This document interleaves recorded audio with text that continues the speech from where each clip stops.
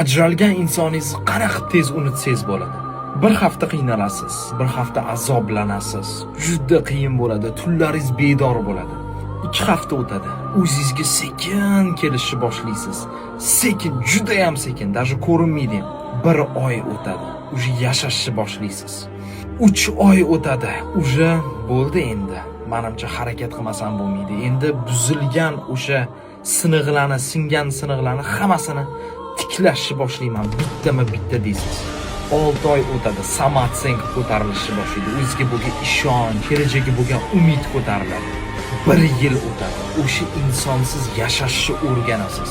Aytmoqchi bo'lgan gapim, hamma narsa bandlikka taqaladi. Qancha band bo'lib, o'zingizni ustingizda maksimal darajada ishlasangiz, ko'pirtirib aytganda 24/7 band bo'lsangizgina siz uni mayli unuta olmassiz.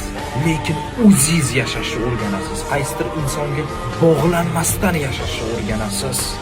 Band bo'lish bu kalit.